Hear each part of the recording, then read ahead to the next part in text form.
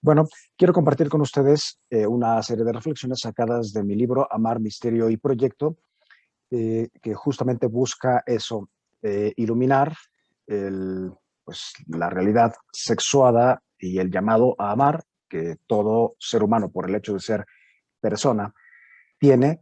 Es a lo que hemos venido a este mundo y, sin embargo, también hay que prepararse, hay que dar algunos pasos, tanto personales como en pareja.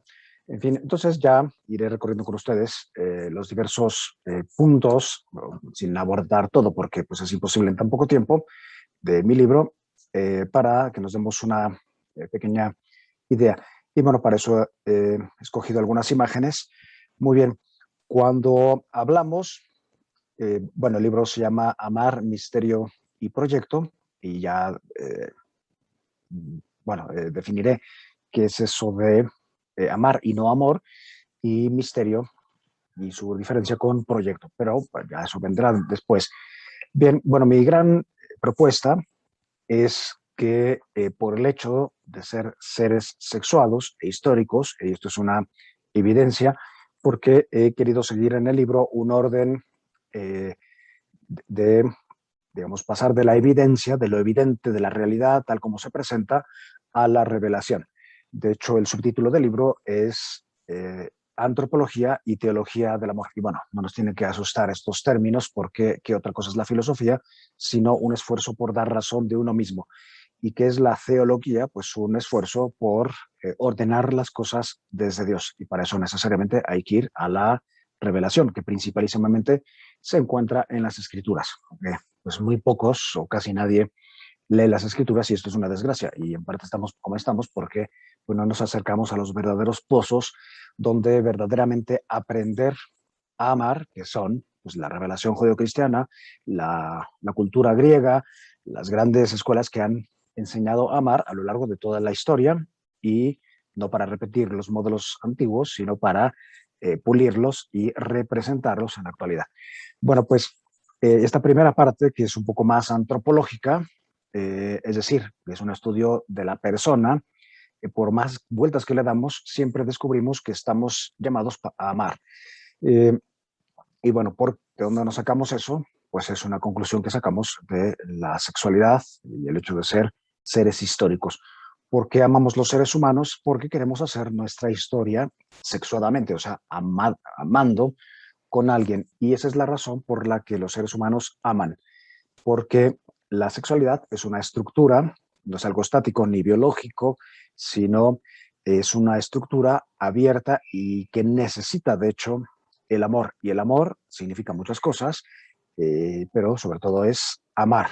Y pues muchas veces nos quedamos con el amor, que es una madeja de sentimientos, y no damos el paso a amar, que es un verbo. Y como todos los verbos, pues siempre se hace conjugándose. Bueno, eh, la metodología que yo uso normalmente es la vía pulcritudinis. ¿Esto qué significa? Pues el camino de la belleza. La belleza misma nos revela la verdad, es el esplendor de la realidad eh, y pues es uno de los grandes temas pendientes también en la actualidad, descubrir la belleza de las personas, de la naturaleza, de las obras de arte y sobre todo la belleza de la relación, porque nos han bombardeado con la idea de que somos seres que venimos a autopromovernos y que la relación sería como un obstáculo y en realidad es exactamente lo contrario, es la manera de verdaderamente realizarnos, entregarnos al otro. Y en todas estas realidades antropológicas, o sea, profundamente personales, profundamente humanas, hay un orden que muchas veces nos lo soltamos y por eso a veces hay tanta confusión y tanta desorientación.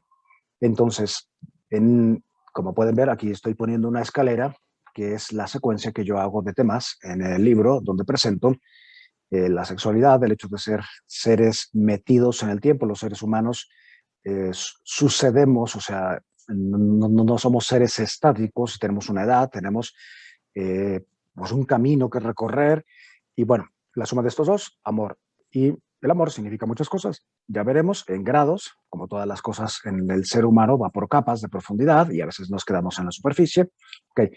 Y el amor, que es esa madeja de sentimientos, vamos a llamarlo enamoramiento, eh, vamos a descubrir que pues necesita o aspira a la durabilidad. Y lo que le da durabilidad al amor es el amar. Y el espacio natural del amor se llama matrix munus, o sea, regalar la maternidad, o sea, lo que en todas las lenguas se llama, desde el sánscrito, se llama matrimonio. Y eso es lo que de manera natural hace o forja, digamos, la familia, aunque a veces la familia se traga al matrimonio, eso también lo explico ahí, o el trabajo se traga a la relación y pues uno de los grandes pendientes en la actualidad es fortalecer la relación entre las personas con un verdadero amar.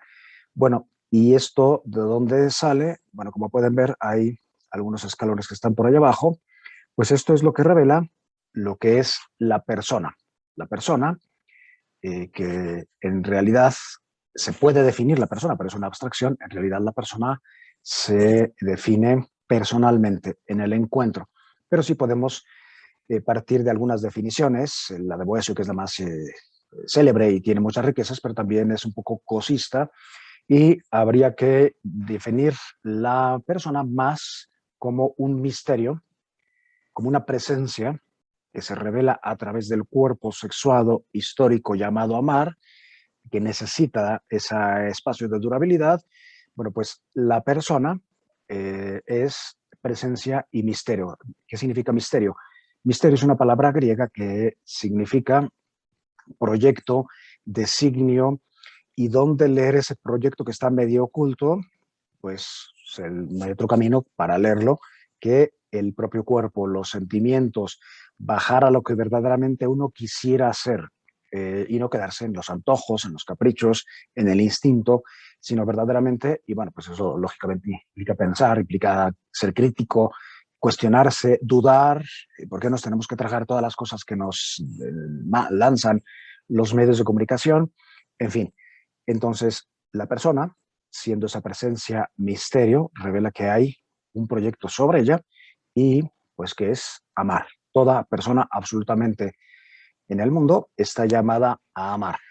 Y se revela también que es irrepetible, por tanto, pues eso ya nos dice que el amor pues tiene un carácter exclusivo, total, fecundo, y no nada más pues una pátina o una superficie de sentimientos. La persona revela que es digna, es decir, que por el hecho de ser irrepetible y otras propiedades, es absolutamente, eh, digamos, objeto de cuidado, o más bien sujeto.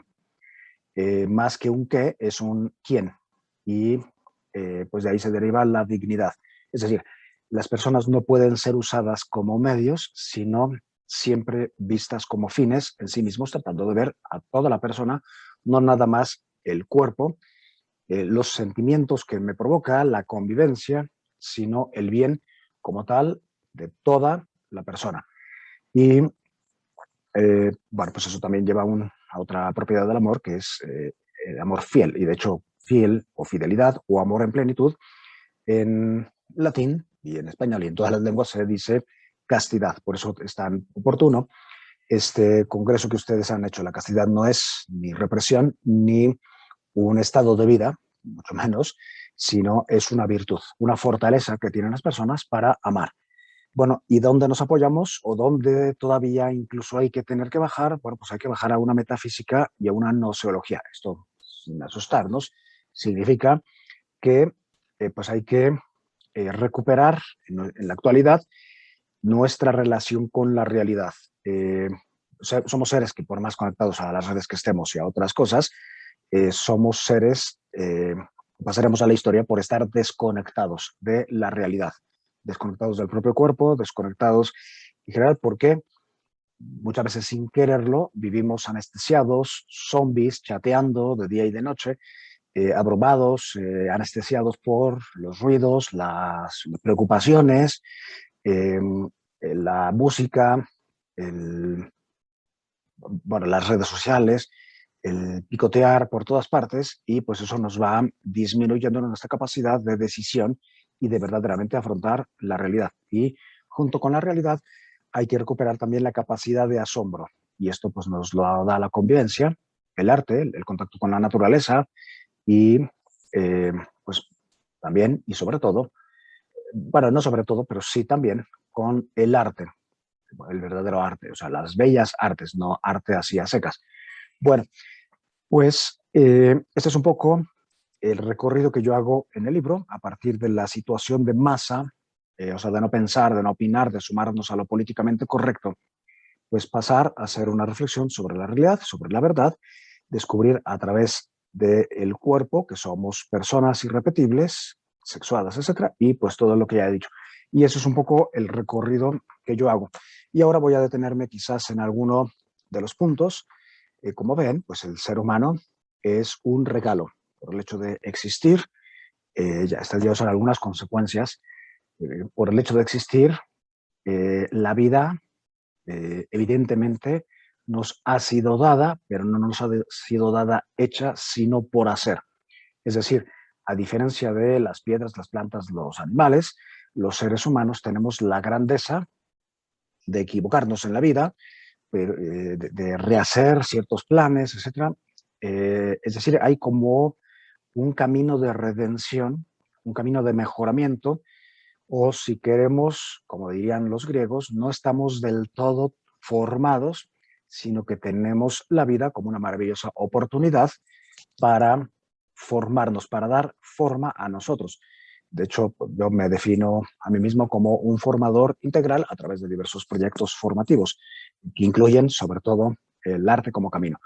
Pero también en la revelación judeocristiana se ve, desde, por ejemplo, la expulsión del paraíso, pues qué otra cosa es sino una oportunidad para introducir a los seres humanos en la historia y pues mientras haya historia, me refiero no a la historia de la humanidad en general, sino a nuestra historia personal, mientras hay historia pues podemos pues tener ilusiones, proyectos, también descalabros, errores, y que hay que enmendar y es decir, la vida es una oportunidad y pues mientras haya vida, por más desgraciada que haya sido la vida de una persona, pues hay que enseñarle con acompañamiento, porque el acompañamiento es otro de los grandes puntos pendientes en la actualidad, eh, es decir, acompañar a ver la vida como un regalo. Eso es lo que pues, algunos grandes filósofos llaman la clave del don. Hay que introducirnos, concebirnos como un don recibido, y de hecho en eso consiste ser hijos, y llamados a ser don que dar. Y pues el camino natural de la donación es el matrimonio, aunque hay dos caminos para amar, para realizar esta vocación a amar, que son el matrimonio, que es el más común, el más natural, y el celibato por amor. Eh, bueno, pues deteniéndonos un poco, es evidente que somos sexuados, que hay ciertas diferencias entre hombres y mujeres y que más que complementariedad, habría que hablar, si acaso, de complementariedad asimétrica, porque a diferencia de los animales, donde sí hay complementariedad, en los seres humanos esa complementariedad tiene que ser trabajada, tiene que ser, por eso digo que la sexualidad es una estructura llamada, bueno, donde se revela que la persona en su totalidad está llamada a amar. ¿Por qué? Porque no se agota todo en la sexualidad. De hecho, a veces hay mucha sexualidad y poco, bueno, a veces también hay muy poca sexualidad, menos amor, menos proyecto y pues muchas personas van dando tumbos por la vida buscando la felicidad. Y bueno, lo que nos revela esta estructura que es el ser humano sexuado, pues es que el amor hay que proyectarlo. Por eso que decía yo antes de que hay que formarnos, hay que la vida requiere trabajo, no en vano los griegos, que al amor le llaman eros, pues añaden que estamos hechos para erotizar, o sea, para ser héroes. Y el heroísmo es amar. Y hay muchísimas historias. Si algún día me invitan, bueno, si es que me invitan, claro, podemos meditar o ya meternos más a fondo en la maravillosa escuela que es el mundo griego, que pues, concibe la vida como un llamado a ser erótico, o sea, héroe. Y que muchas veces ese heroísmo pues se hace desenfocadamente, ¿no? Hay héroes del trabajo, pero que descuidan su hogar, héroes de los hijos, pero que descuidan a la pareja, en fin, bueno, porque pues es natural que haya muchas dificultades, es parte de ese ir creciendo, ir caminando en la vida histórica. Bueno, eh, pues es una estructura que tiene muchas capas, o algunas capas biológicas, pero la sexualidad humana no es biología, nada más, porque no somos solamente animales. Hay unas capas culturales, psicológicas, de diferencia sexuada en el lenguaje masculino, femenino, y todo esto pues lo tenemos que conocer para verdaderamente realizar el amor. Después hay unas capas que son absolutamente personales, que nadie puede vivir por ti, que es la capa existencial, la capa, digamos, de instalación, en la que cada quien absolutamente realiza lo sexuado o concibe su vida sexuadamente desde su absoluta irrepetibilidad, particularidad y dignidad. Y bueno, muchas veces se pierde la dignidad. Hay también una capa mistérica, y es que en todas las culturas, prácticamente, eh, es, la sexualidad humana siempre se ha relacionado con el mundo de los dioses. Y pues eso es una cosa apasionante, ir viendo las diversas soluciones, digamos, que le dan las culturas. Y bueno, yo en el libro hablo de algunas de estas grandes soluciones, por ejemplo, el hinduismo, eh, la misma cultura griega, en fin, pero llega un momento en que pues, le dedico mucho más tiempo a la visión más profunda, más alta, que hay sobre la sexualidad, que es la revelación judeocristiana, que además está presente en las escrituras, que son muchos libros escritos de muchísimas maneras, como veremos, y esa es, digamos, la última parte, o la última tercera parte del libro. Bueno, deteniéndonos un poco, ya vimos el escalón de la sexualidad con sus capas, bueno, apenas las mencioné. El amor, el amor pues también significa muchas cosas eh, pues, en la lengua que tenemos nosotros, que somos griegos por cultura. Hay varios grados, digamos, varias palabras que designan los diversos grados de amor, porque amor, que significa, como digo, muchas cosas, lo podemos resumir para no estar aquí eternamente hablando, lo podemos definir o comunicar con cuatro palabras de origen griego, que son pathos, eros, filia y ágape. Como ven, también están en una escalera y no son los pasos del amor, sino los grados de perfección en el amor, los grados de profundidad o de altura del amor. El pathos podía traducirse como pues, sentimiento, afecto, una cierta eh, atracción. Eh, el eros, que eros en realidad son todos, es un eros celeste y un eros terrestre. Voy a mover un segundito aquí, perdón. Eh, y así lo llaman los griegos. Hay un eros terrestre que es, o carnal y hay un eros espiritual. Entonces los dos de abajo son carnales, los dos de arriba son espirituales. La filia significa, bueno, el eros, así tal como lo entendemos aquí, sería el deseo de posesión del otro. Y eh, significa pues que aquí está más bien en los dos de abajo, estamos concentrados en recibir, son amores corpóreos, en los dos de arriba estamos más concentrados en dar, son amores espirituales. Pero no hay absolutamente ningún amor espiritual como la amistad, que significa pues, establecer un proyecto con alguien, y el ágape, que es una palabra griega, pero que es una de las grandes y de las muchas aportaciones del cristianismo, significa donación, promoción del otro. Caritas en latín, que significa verdaderamente promover lo caro, lo valioso que es la otra persona en su conjunto. Y bueno, pues hay que recordar, hay que constatar, de hecho, que la mayoría de las relaciones en la actualidad pues se quedan en el recibir. Incluso hay gente que se casa esperando que lo hagan feliz, que les ilusionen la vida. Y bueno, pues esas relaciones no van a ningún lado.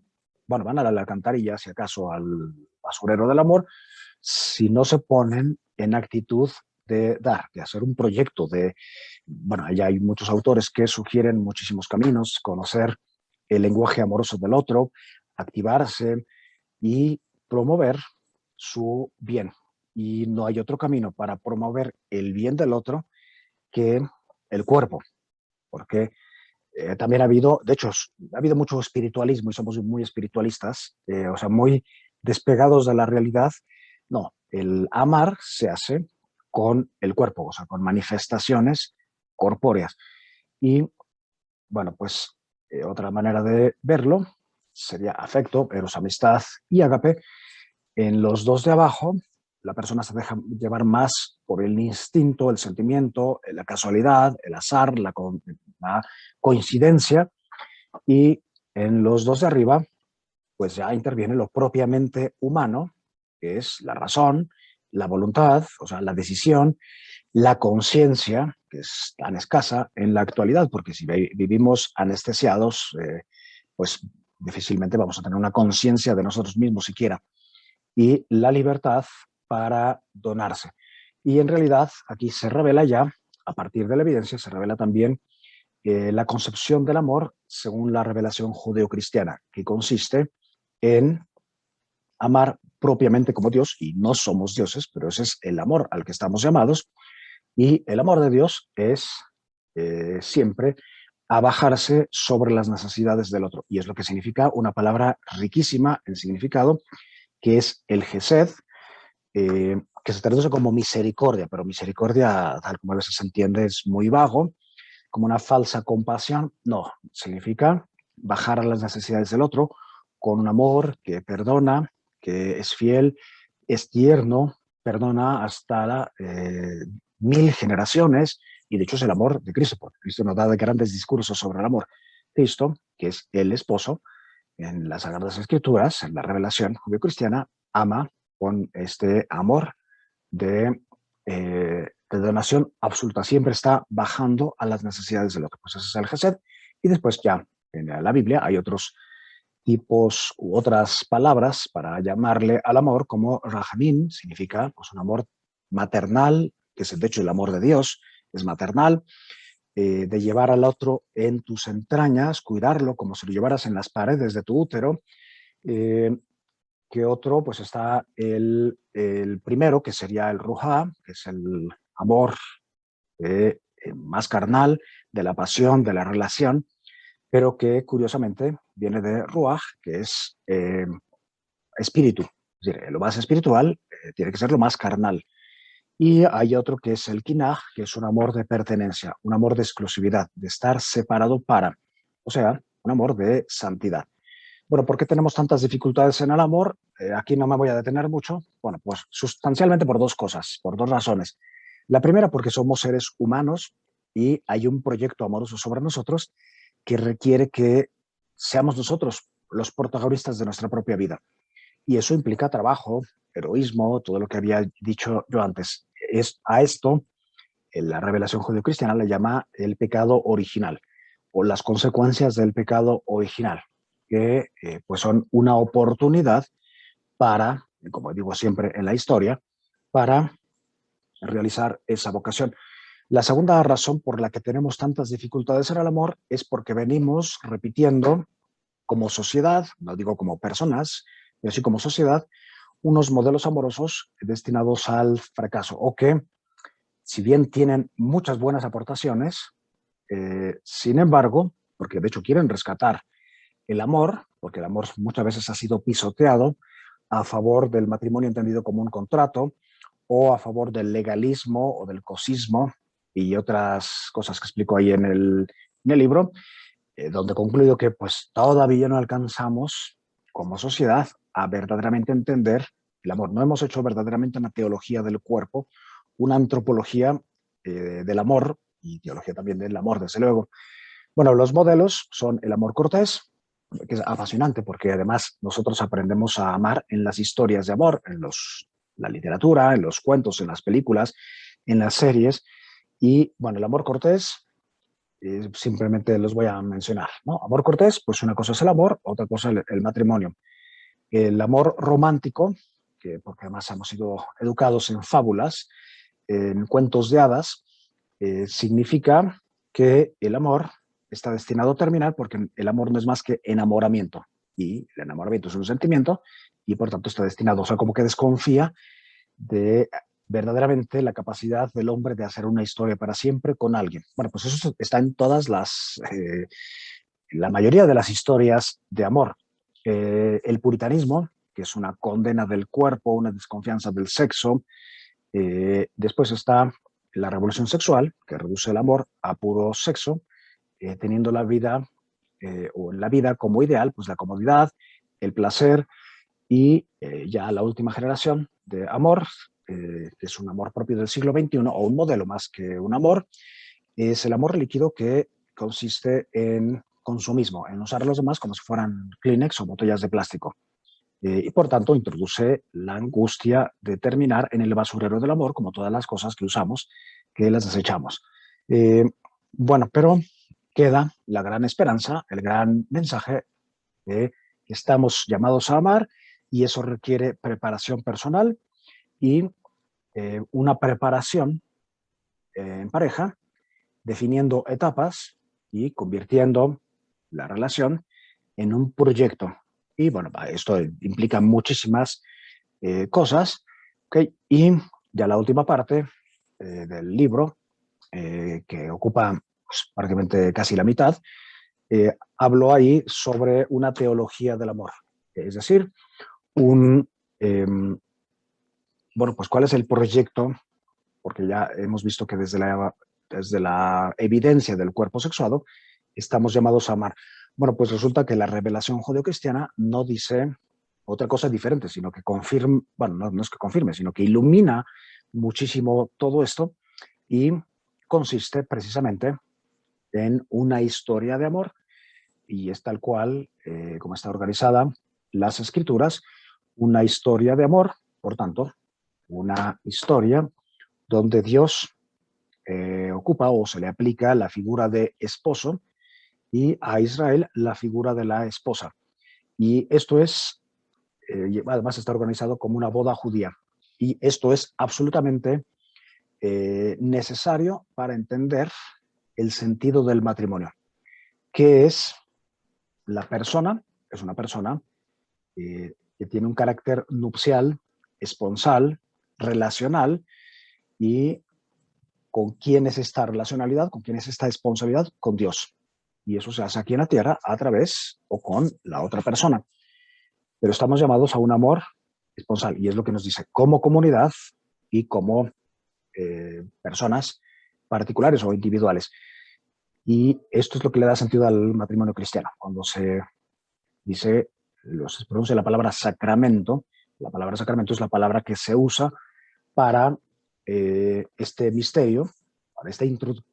No es exactamente lo mismo misterio que sacramento, pero sacramento significa que la pareja se introduce por el hecho de casarse, realizar la boda, se introduce en este misterio de amor, eh, donde pues las diversas etapas de las escrituras nos iluminan y aquí ya no tengo tiempo de desarrollar todo esto, pero eso es lo esencial. Las escrituras están escritas como un casamiento judío donde pues en el Nuevo Testamento Cristo se presenta a sí mismo como el esposo esperado, el redentor, el creador, que es la esposa, que es la humanidad, y por eso se dice de la iglesia que es esposa. O sea, no es nada más una figura, no, eso tiene unas raíces absolutamente bíblicas en la revelación. Y la gran noticia entonces es que desde la evidencia y desde la revelación somos seres nupciales, esponsales, y que esto pues hay que pues, trabajarlo, introducirnos, y bueno, sobre esto podemos decir muchísimas cosas, y los dos caminos para introducirnos en el amor, en este misterio esponsal, en esta relación esponsal entre Cristo y la humanidad a través de la Iglesia y de Israel, pues hay dos caminos: el matrimonio y el celibato por amor. O sea, un celibato es en clave de servicio y no de